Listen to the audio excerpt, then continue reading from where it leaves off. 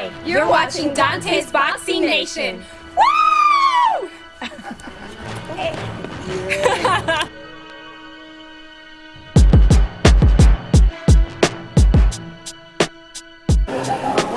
Dante's Boxing Nation. I'm over here with the legend George Chuvalo.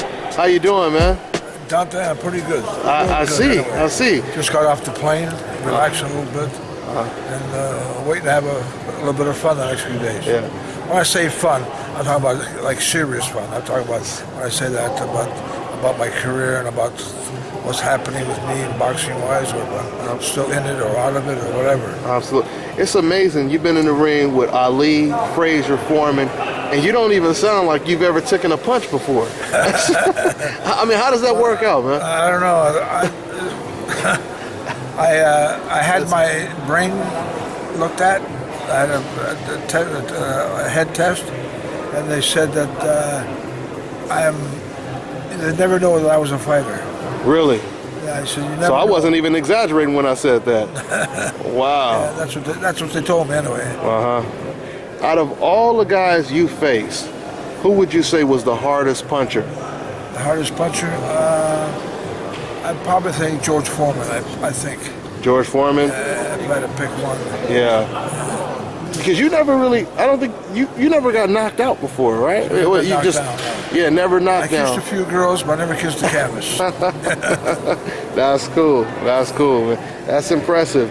So, George Foreman, how would you rate Muhammad Ali? I mean, of course, you know, we know what the perception is. Well, you have to, when you look at Muhammad or any other fighter, and when someone asks you, what do you think of him? I have to think of him at his absolute best.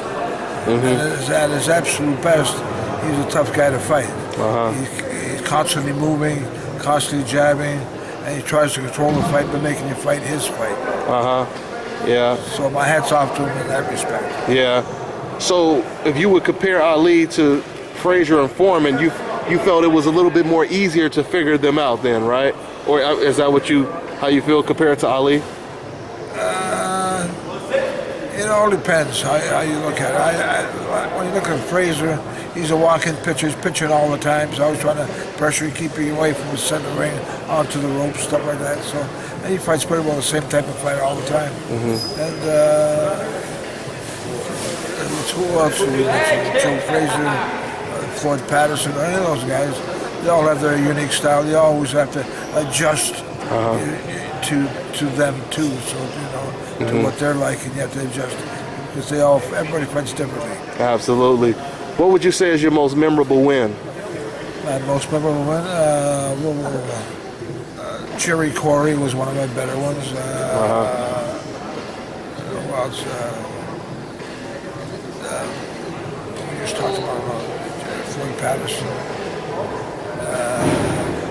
Doug Jones. Okay. They were like 1, 2, and 3 in the world when I fought them. They're the top 10 now. Do people ever get you mixed up with Jerry Corey?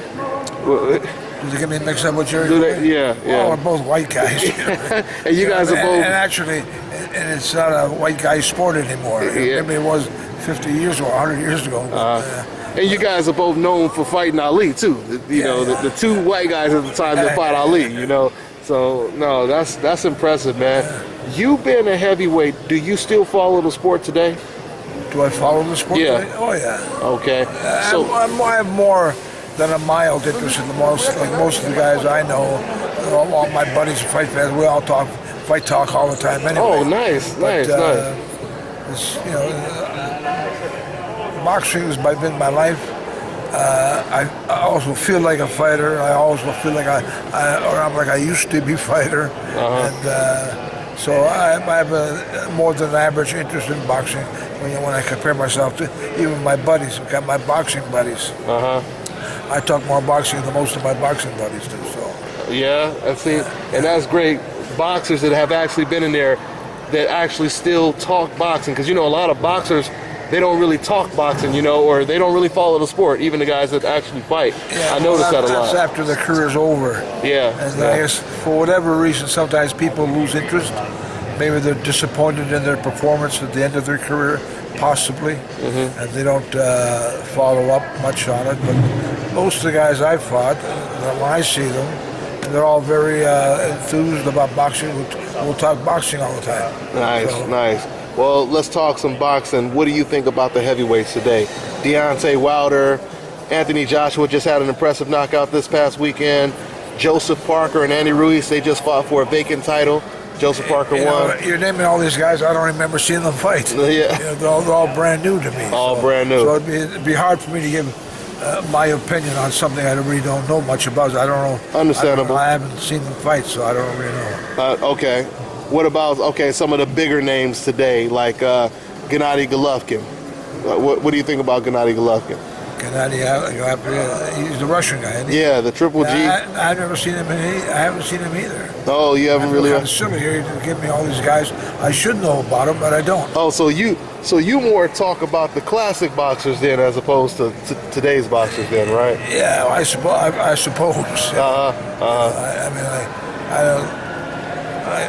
I talk boxing, but in the meantime, as we speak, I might turn around and maybe tomorrow I'll see a whole bunch of film on the guys that we're talking about. That I missed. Yeah. Do you think that boxing has evolved? Like from Jack Johnson to Joe Louis to Ali to today Mike Tyson. Do you think the fighters are continuously evolving, like getting better as times progress? Are they getting better? That's the question. That's when you ask me the way you're asking me, it suggests to me that you're looking for who's the best of the new crop of guys. The new guys come up.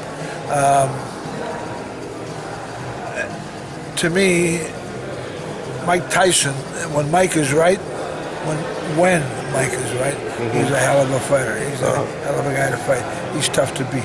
Yeah. He's tough to beat. And I feel bad for him now because he went through the tough stuff about he got stopped with Buster Douglas. And he's not in the best of shape mentally. When I say mentally, I'm talking about the way he looks at boxing today. That fight hurt him a lot. That fight hurt him. So hopefully he'll get his stuff together and get back in the ring and cop out a few more wins and then be back in action. Do you have any favorite fighter today? Is there any fighter you say, man, I can't wait till that guy fights again or whatever? Well, that's the way I felt about Mike Tyson. I felt that way about him. That was about it? Yeah, but he got knocked out by Buster Douglas. So it was all downhill from there. Pardon? It was all downhill from there when he got knocked out. Exactly. Yeah. It's hard. Well, boxing's a tough business. And anything can happen. Anything can happen. Yeah. He's knocking everybody out. We're talking about Tyson, and all of a sudden he reaches Waterloo. He stopped himself. Yeah. And, so mentally, he has a lot to recover from. This is like he was a fighter and he won fights, he lost fights. He only lost one or two. Not just lately. I don't know who beat him. After that? Yeah. Well, he had a couple losses. He lost to the guy from the UK. What was his name? The guy from the UK? Danny Williams. He lost to Danny Williams, Mike Tyson. Evander Holyfield. Yeah, he lost to Evander Holyfield. Got knocked out by Holyfield. And lost Danny Williams, and then it just. So that kind of. No, he did get knocked out. The first. Lewis. No, Holyfield knocked him out the first time. Remember, in the 10th round, Holyfield knocked out Tyson in the 10th round, and then the second one, that's when Tyson bit his ear, and it was a DQ. He knocked him out. So yeah, man. Well, Tyson at his best is a hell of a fighter. I don't care what everybody says. What he is now. I don't know what he's like now. Right, as we talk of the present time, he's not the fighter he was. Oh yeah. Whether he can bounce back or not is up to him. But he's a pretty tough guy mentally anyway, and I have faith in him. I have faith in him because I believe he's got enough strength, mental strength, to overcome things. I think he has. In your opinion, who would win? Pardon? Who would win in your opinion between Mike Tyson and George Foreman at their prime, at their best? George Foreman? Between Mike Tyson and George. That's a very good question. I still think Tyson at his absolute best, one of the best heavyweights ever, is in my opinion. Anything can happen. So you would lean towards Tyson? You would lean towards Tyson against Foreman? Yeah, against George. Hard to believe because George is a big, strong, heavy puncher. He's a big puncher. But you know, everybody meets the Waterloo from time to time, and I think Tyson would be his Waterloo if he trained properly, he got in shape, and he got a couple good wins and like get him back in the groove again. I think Tyson. I would bet on Tyson. Anyway. Yeah, I mean Tyson had a much better defense. You know, his bobbing and weaving, his speed, agility. Oh yeah, he closed the gap very well. Right on you. I mean, when he got aggressive, Yeah. What's your opinion on Rocky Marciano? Rocky was a tough guy, but he's too small for them. I'm saying, like the guy weighed 180 something. He's not even full-fledged heavyweight. As a heavy, light heavy, if I can put it that way, he was a tough guy. He was a hell of a fighter. And when you think about it, he wasn't a big guy. He's small. Did you ever have a relationship with Rocky Marciano? Did you know him personally? Yeah. He was a nice guy. Now you remember they made the film Ali versus Rocky Marciano. Remember they made the movie of them fighting against each other? And in the movie, they had Rocky Marciano beating Muhammad Ali. Yeah. What do you think would have happened if both of those guys were in their prime and they fought against each other? Ali and Marciano. Ali and Marciano. I think Ali's too big and too fast. Yeah. You know, to be honest with you. And not taking it away from Rocky, because Rocky was a small heavyweight. He was more of a light heavyweight than a heavyweight. Yeah. With all due respect, but he's a small guy compared to who we're talking about? George Foreman? George is way bigger than Ali. Way bigger. Yeah. We were talking about Ali though. You know, because we were talking about Muhammad Ali, because you know Muhammad Ali, he was pretty light too, right? Muhammad Ali, when he was in his prime, before he went, before he took his hiatus. I'm trying to remember when he weighed for some of his fights. He weighed around 2'5", 2'7". Yeah. So he wasn't a little skinny guy. He's pretty well built. And a lot of, I remember Customato, he got into a big argument with Muhammad Ali. He was telling Muhammad Ali that Joe Louis would kick his ass. He said he wouldn't stand a chance against Joe Louis. That's what Customato was telling Muhammad Ali. So, I mean, what do you think about that fight? Well, that's a hell of a fight. They're two great fighters from two different eras. Hard to pick them. Hard to pick them. The only way I could force myself to pick him was if I had to make a big bet. So you don't think Ali's speed and his foot movement would be too much for Joe Louis? I think he would be. When you look at the guys Joe Louis fought, give him big trouble. Billy Conn. Yeah. Trouble. Foot movement. Yeah. Yeah. And who was the other guy? A couple other guys gave him a lot of trouble. Jersey Joe Walcott. Yeah. Big trouble. Yeah. But there's one thing's for sure. No one knocks out this guy, and no one knocked him down. That's for sure. Nobody. And what was the trick, man? What was the? He's got metal inside his right here. Iron chin. Yeah. I mean, was it a little bit of a bluff though, where, you know, they may have had you a little hurt and they didn't know and they didn't go in for the kill? Honestly, I mean, I sound like I'm bragging, but I'm just telling the truth. I've never been knocked down. I never even been close to knocked down. I was close to being knocked down with George Foreman, because I got hit with a few bunch of shots and he threw the other ones, but I wasn't going down. But anyway, I got one more question. As it is, I've always worked on taking care of my punching muscles and my shot muscles. I used to chew. It sounds funny. I used to chew bubble gum when I was a kid. When I was 10 years old, 12 years old, I was fighting. That's when I started fighting. But I knew when a guy would chew bubble gum in those days, kids had bubble gum. You know, so made your chin, your jaw stronger. Jaws go bigger. And so that's what I did. And I think it helped me a lot. Jaw exercises, huh? I got one more question. Yeah, what fighters talk about jaw exercises? They don't talk about that. I do, but the other guys don't. Ernie Shavers, was he the hardest puncher, or George Foreman? I only sparred with Ernie Shavers. He's a hard puncher. He's a hard puncher, but you're asking me what If he was a harder puncher. Foreman or Shavers? I would say Foreman.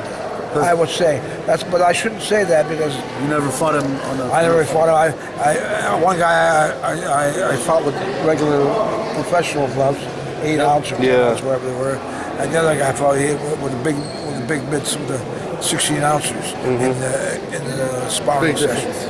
Sparring. Because many people say Ernie Shavers is probably the hardest puncher in heavyweight. Could be. I don't necessarily think so, but I mean, who knows? Great interview. Last thing, what time did you have an amateur pedigree? Did you have career? Yeah. Not much of a career. Okay. That's 16, 15, 16. Oh, okay. I was like 10 years old, 12 years old. Okay, so you turned pro pretty quick then. Yeah, I couldn't turn pro until I was 18, but I never fought many guys before that. I won the Canadian title, national title in Canada, but I didn't have many fights.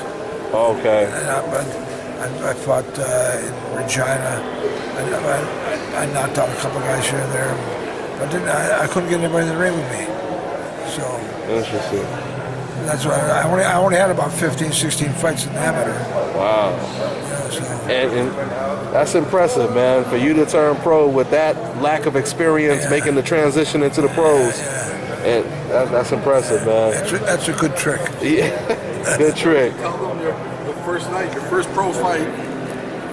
His first pro fight was at Maple Leaf Gardens in Toronto. He fought 4 guys in one night and knocked all 4 of them out. That was his pro debut. That was your pro debut, fighting 4 guys in one night? 4 guys one night, yeah. Are you serious? Yeah, I knocked out 2 rounds and 2 in 1 round. Was this a wild bet or something, or what? I mean... No, that's just the way it was set up. It was a Jack Dempsey heavyweight tournament. It was a Jack Dempsey heavyweight tournament. Jack Dempsey, going to find another heavyweight champion of the world. So this was all in one day because it was a tournament? Yeah, one night. Man, those were the days right there, huh? Yeah. Because it's a tournament. 3 that makes rounds, sense. 4 rounds, whatever. Yeah. I knocked everybody out anyway. Most of the guys couldn't fight much anyway. Yeah, but that's still impressive, though. 4 knockouts or 4 wins in one night, that's impressive, man. So, hey, well, thank you for your time, man. I appreciate it, man. You're most welcome. Nice to see you. Nice to meet you. This is Bobby, and you're watching Dante's Boxing Nation.